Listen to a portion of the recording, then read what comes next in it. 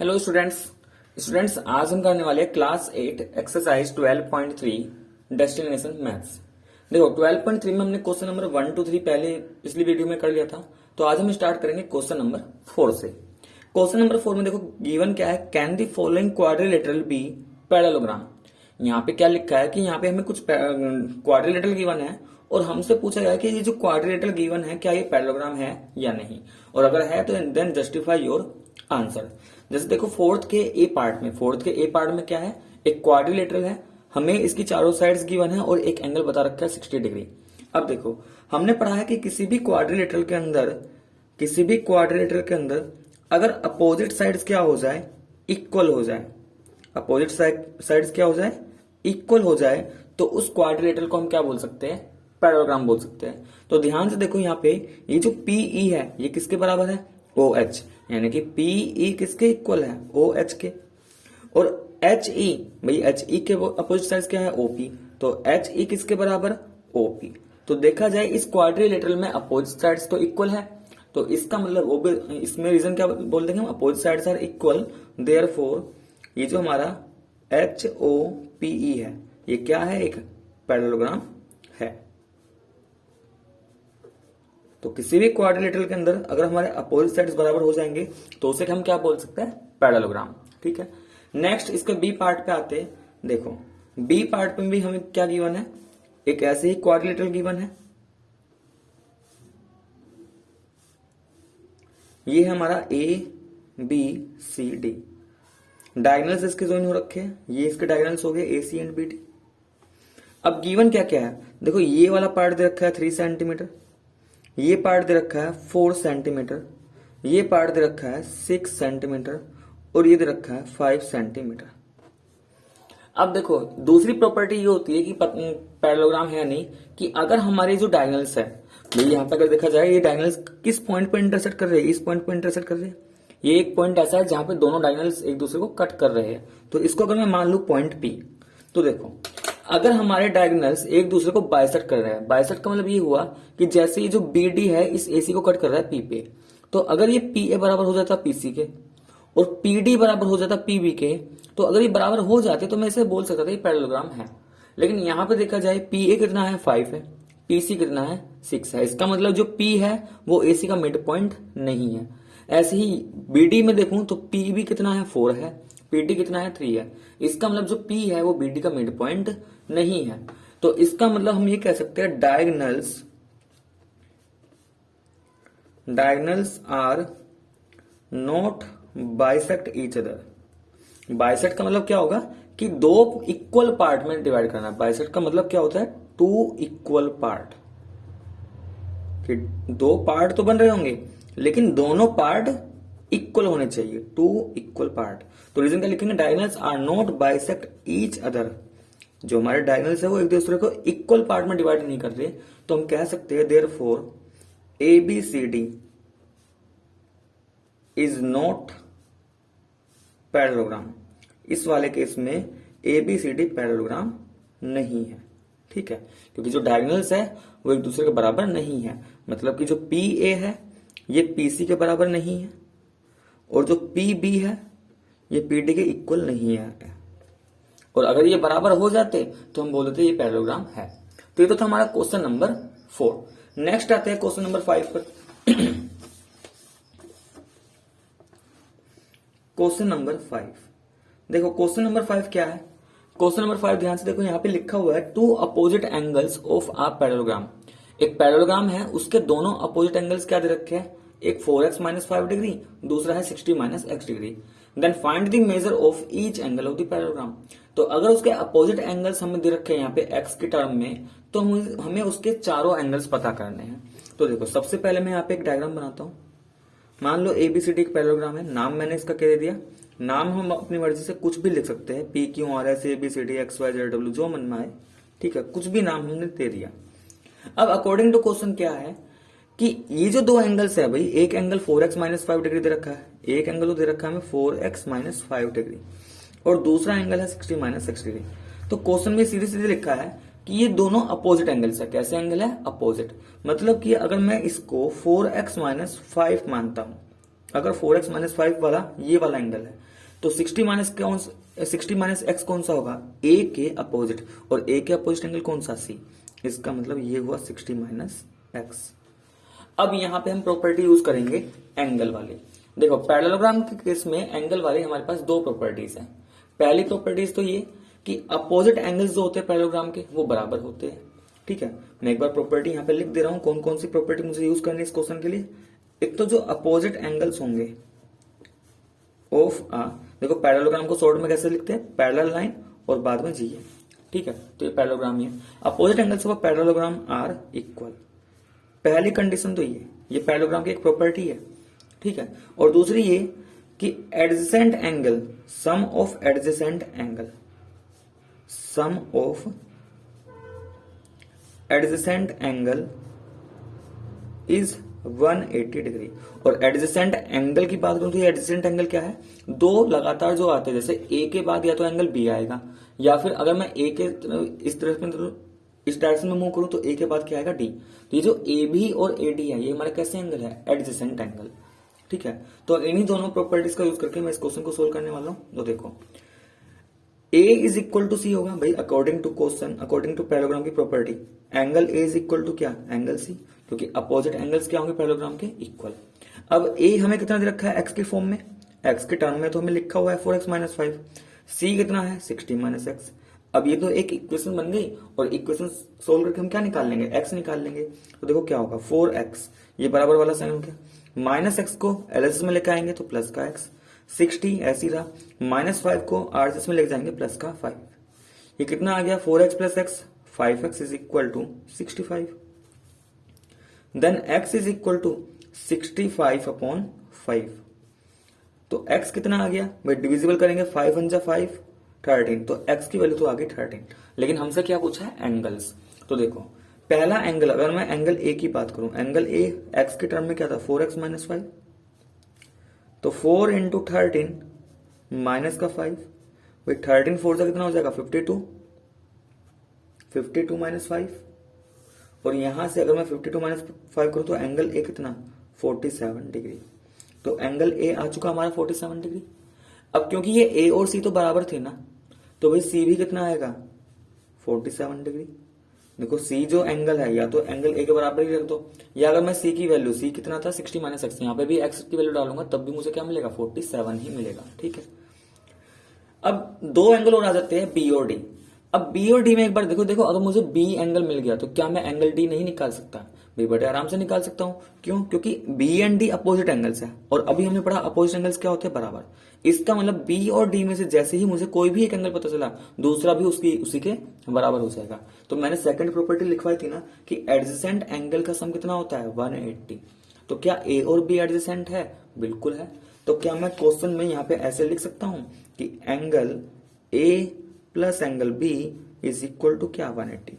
क्यों लिखा मैंने 180, क्योंकि ये दोनों कैसे एंगल है, एडजेसेंट एंगल। ठीक है, अब देखो एंगल ए तो मैंने फाइंड कर लिया है ना 47, तो 47 plus angle B is equal to कितना 180। Then angle B is equal to 180 minus 47, और इसको माइनस करेंगे कितना मिल जाएगा 133 डिग्री। तो एंगल बी कितना आ चुका 133 डिग्री। अब देखो angle D, angle D is equal to किसके, एंगल बी। भाई डी और बी हमारे कैसे एंगल है, अपोजिट एंगल्स है। डी के सामने ही बी आ रहा है तो अपोजिट एंगल्स, और अपोजिट एंगल्स क्या होते हैं, बराबर। तो जो एंगल बी है वही एंगल डी, और एंगल बी कितना आया 133, तो एंगल डी भी कितना 133 डिग्री। तो इस तरीके से हमारे चारों एंगल आ गए, ए एंड सी 47 डिग्री है, और बी एंड डी कितना 133 डिग्री। नेक्स्ट आते हैं क्वेश्चन नंबर 6 पर।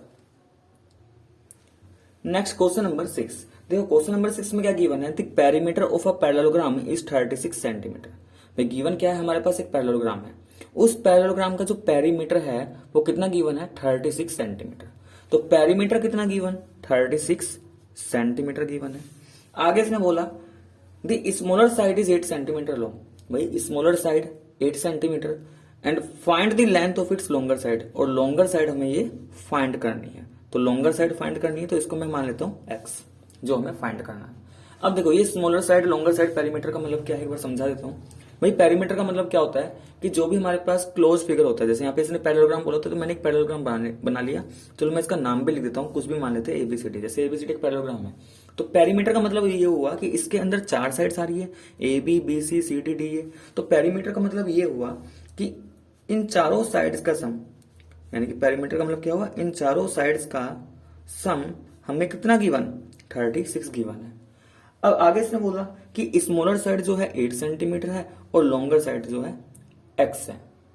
अब देखो, अगर ये वाली साइड स्मॉलर है तो ये लॉन्गर होगी, क्योंकि भाई ऐसा तो हो नहीं सकता कि ये वाली साइड स्मॉलर और ये लॉन्गर हो जाए, क्योंकि पैरेललोग्राम है, अपोजिट साइड्स तो इसकी बराबर ही होगी। तो अगर छोटी साइड्स ये है तो ये तो इसी के बराबर होगी, तो लॉन्गर साइड ये होनी चाहिए, ठीक है ना। तो मान लो स्मॉलर साइड 8 सेंटीमीटर हमने ये मान ली, तो क्वेश्चन के अकॉर्डिंग क्योंकि पैरेललोग्राम है तो ये 8, तो ये वाली भी 8 होगी।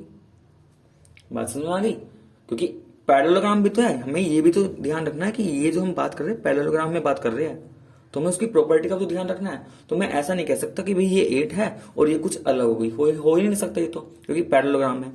और बोला गया है लॉन्गर साइड फाइंड करो, तो सीधी सी बात है, अगर ये स्मॉलर साइड में आ रहे हैं तो लॉन्गर साइड ये होगी, और इसको मैंने मान लिया ए बी को x, और अगर ये x तो ये डीसी भी क्या होगा, x ही होगा ना, क्योंकि अपोजिट साइड्स तो बराबर होना पड़ेगा।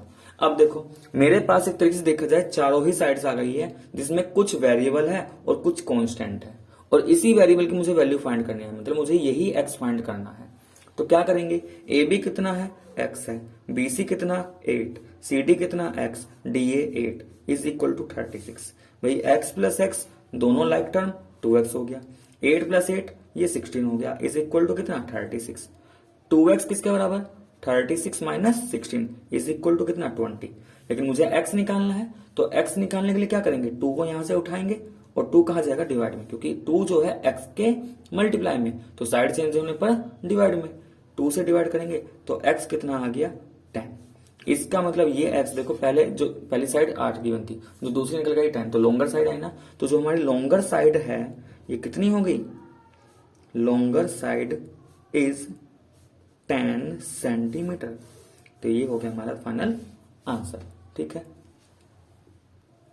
Next question number 7। देखो क्वेश्चन नंबर 7 में क्या कहा, in a parallelogram P Q R S. हमारे पास क्या है, एक पैरेललोग्राम है पी क्यू आर एस, ठीक है।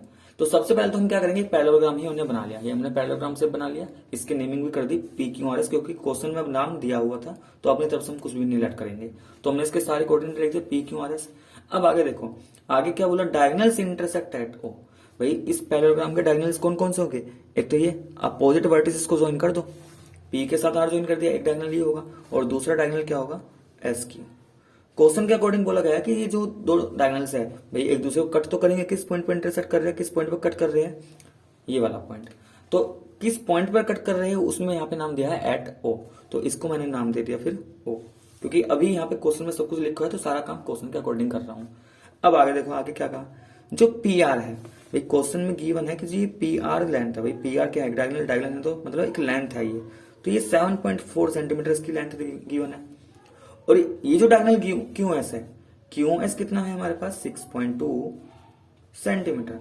क्वेश्चन में ये पूछा गया है कि find the length of O R O S, हमें ये O R and O S find करने हैं, ये दोनों क्या करने हमें फाइंड करने, मुझे ओ आर बताना, ओ आर का मतलब ये वाली साइड और ओ एस का मतलब ये वाली साइड। तो देखो अभी हमने बोला था कि अगर पैरेललोग्राम है, अगर पैरेललोग्राम है तो डायगोनल्स क्या करेंगे, डायगोनल्स बाइसेक्ट करेंगे एक दूसरे को, डायगोनल्स क्या करेंगे, बाइसेक्ट करेंगे। और डायगोनल्स बाइसेक्ट करने का मतलब क्या हुआ कि ये जो पॉइंट ऑफ इंटरसेक्शन है ये हर एक डायगोनल्स का क्या होगा, मिड पॉइंट, ठीक है ना। तो मैं ये बोल सकता हूं कि ये जो ओ एस है किसके बराबर है, ओ क्यू। भाई ओ एस किसके बराबर है, ओ क्यू के, और ऐसे ही ओ पी किसके बराबर है, ओ आर के। ओ पी किसके बराबर है, ओ आर। तो ये मैं बोल सकता हूं बिकॉज डायगोनल्स बाइसेक्ट कर रहे हैं एक दूसरे को, ठीक है। ये मैंने क्यों बोला, क्योंकि ये जो डायगोनल्स है इस वाली प्रॉपर्टी की हेल्प से कि डायगोनल्स बाइसेक्ट कर रहे हैं एक दूसरे को, तो इसलिए हम ये कंक्लूजन निकाल सकते हैं, ठीक है। अब देखो क्या होगा, यहाँ पे हमें तो निकालना क्या है, ओ आर निकालना, ओ एस निकालना। तो सबसे पहले मैं यहाँ पे डायगोनल क्यू एस को लेके चल रहा हूँ। देखो ये जो डायगोनल क्यू एस है, क्या मैं क्यू एस को ऐसे लिख सकता हूँ, O S plus O Q. क्योंकि भाई जो क्यू एस है वो उसको मैं दो पार्ट में डिवाइड हो रहा है, एक तो क्यू ओ दूसरा ओ एस, तो O Q plus O S करेंगे तो क्यू एस ही आएगा, ये आ गया। अब देखो क्यू एस तो गिवन है 6.2, निकालना क्या है ओ एस मुझे फाइंड करना है, ऐसे ही रहा। और क्योंकि ओ एस ओ क्यू दोनों बराबर, भाई अभी निकाला था हमने ये ओ एस ओ क्यू दोनों बराबर, तो इसको भी क्या डाल दिया ओ एस। तो 6.2 इज इक्वल टू कितना, twice of O S, then O S is भाई 2 डिवाइड में जाएगा तो 6.2 डिवाइडेड बाय 2, तो ओ एस कितना हो जाएगा 6, 3 टाइम्स जाएगा 0.1, तो ओ एस आ गया 3.1 सेंटीमीटर। तो ओ एस तो आ गया हमारे पास 3.1 सेंटीमीटर। नेक्स्ट ऐसे ही हमें क्या निकालना है ओ आर। देखो ओ आर किसके अंदर आएगा, डायगोनल पी आर में। तो क्या पी आर को ऐसे लिखा जा सकता है भाई, P R is equal to, देखो पी आर को हम क्या लिख सकते हैं, P R is equal to OP plus O R, यानी कि ओपी और ओ आर को देखा जाए तो टोटल क्या बना रहा है पी आर, तो OP plus O R is equal to P are.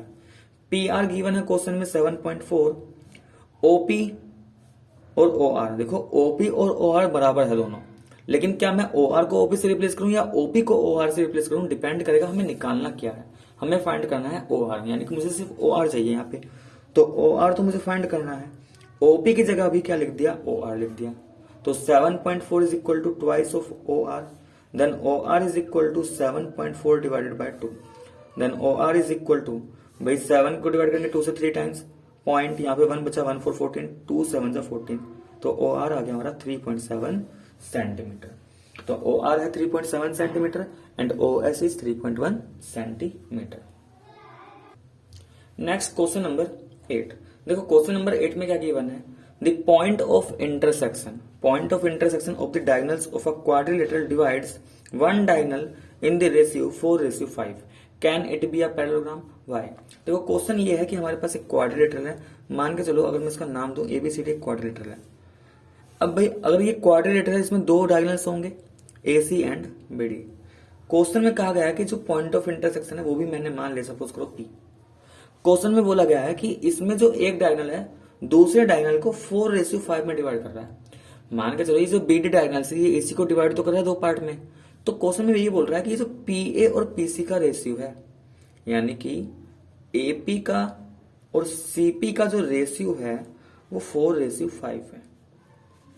Question के अकॉर्डिंग यही कहा गया है कि जो एक डायगोनल है दूसरे को डिवाइड कर रहा है, और एक डायगोनल का रेशियो यानी कि किसी का भी मान के चल सकते हैं, या तो एसी पे बात कर लो या फिर बीडी पे बात कर लो, उससे फर्क नहीं पड़ेगा।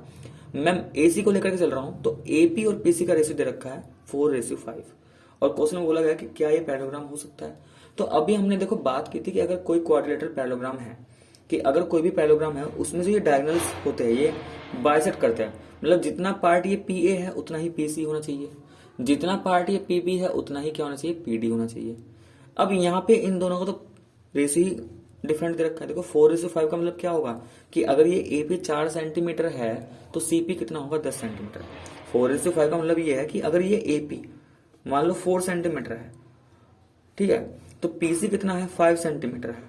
या ऐसे कह सकते हैं अगर ये एपी 8 सेंटीमीटर है तो ये हमारा 10 सेंटीमीटर है, तो ये बराबर तो है नहीं, ये बराबर है ही नहीं। तो हम कह सकते हैं बिकॉज डायगोनल्स आर नॉट, या ये लिख दो कि यहाँ पे जो एपी है और सीपी है वो क्या है 4:5, ठीक है।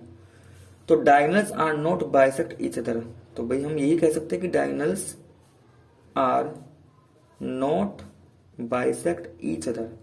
जो डायगोनल्स है एक दूसरे को बाइसेक्ट नहीं कर रहे, इसलिए जो एबीसीडी है ये पैरेललोग्राम नहीं है, तो it is not parallelogram, it is not parallelogram, तो ये पैरेललोग्राम नहीं होगा। तो स्टूडेंट्स ये हमने आज किया क्वेश्चन नंबर 8 तक। तो अगर आपको मेरा वीडियो पसंद आया है तो प्लीज वीडियो को लाइक करें, शेयर करें और कमेंट करके जरूर बताएं।